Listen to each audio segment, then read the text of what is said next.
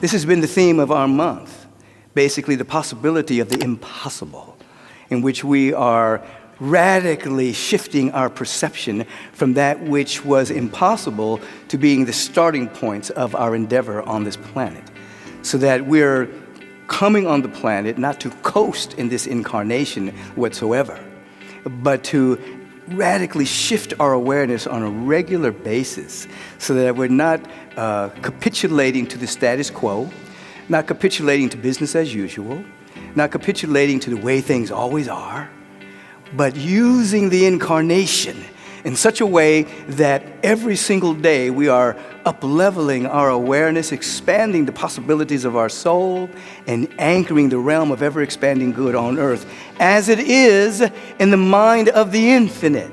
So all this month you've been asked to explore dimensions of your own being so that you can begin to ask yourself, what is it that you're holding in your awareness that for some reason you think is impossible? Some vision, some goal, some possibility, some healing, some reckoning of your soul. And you've been asked to cogitate, to contemplate, to absolutely embrace that aspect and to begin to massage it so that that which appears to be impossible starts to become probable, starts to become possible, so that you begin to be aware of what it means in Scripture, where it says that all things are possible with God, means all things are possible with God consciousness. That with expanded awareness of your presence, of the presence and the power and the love of God, that which is deemed impossible becomes possible in your life. You've been asked to think about not only your own personal, individual life, but you've been asked to think about the planet as well. What right now seems to be intractable, seems to be cannot be changed. Business as usual. This is the way things are always going to be. This is the way human beings are. They're always making a mess, etc., etc., etc. What is impossible on the planetary scale that you can begin to hold in your awareness as in the realm of the possible? Now, not that you have to go around and do something, but that you have to hold the context of possibility so that the content of your mind begins to be filled with inspiration, wisdom, guidance, and direction, motivation, spiritual movement, so that you're actually walking in the direction of what the world calls impossible, but what you're now deeming and holding as the vibration of that which is possible. Now hear what I just said.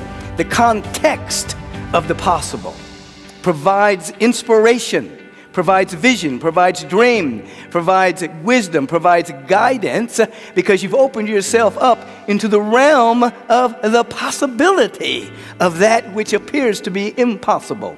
This is your role. This is why you've come on the earth.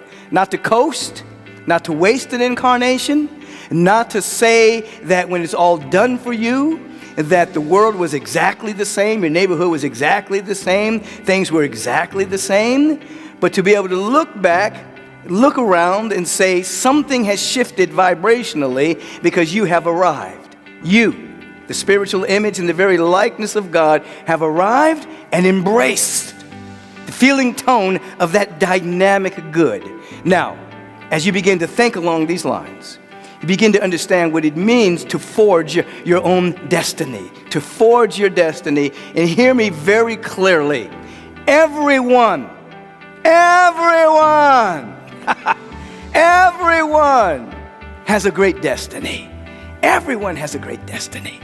Everyone is a perfect whole idea held in the mind of the infinite, if you want to use that language.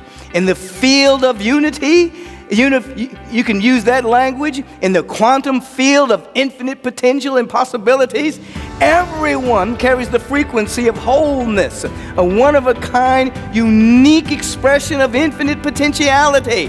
Everyone has a great destiny, but it must be forged. You must make yourself available to it. You must say yes to it. You must hear the call of your destiny. You must respond and answer to that frequency and walk in that direction on a regular basis. Some people live in lazy thinking and think that conditions and circumstances and situations are just God's will and the destiny of humanity, and that's the way it's always going to be. Imagine, and of course that's not true. Imagine for yourself right now, you got to notice that you were unemployed. You have a couple of kids and you're unemployed. Now that's happened to a lot of people, okay? But imagine that's happening to you right now. Now, are you going to say, that's God's will? I'm just going to be unemployed? No, you're not. You're going to begin to open yourself up to possibilities of bringing an income, finding a new job, creating a new set of skills. You're going to begin to forge a different destiny based on that circumstance. So in that same dynamic, the conditions and the circumstances, and that's which is going on in the world, and that which appears to be intractable, is not God's will. It's not a destiny.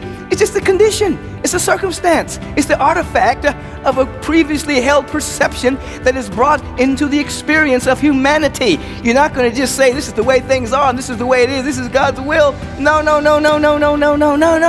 You're going to forge a destiny based on the intrinsic wholeness of humanity being the image and likeness of God, your intrinsic wholeness of you being in the image and likeness of God, you carrying the capacity of brilliance and love and intelligence and order and power and creativity. You're going to begin to forge a destiny based on that, embracing the will of God and allowing your life to transcend conditions and circumstances and begin to outpicture in your life, based upon the will of God, based upon the destiny that was within you and your willingness to be great, you will allow your life to so change.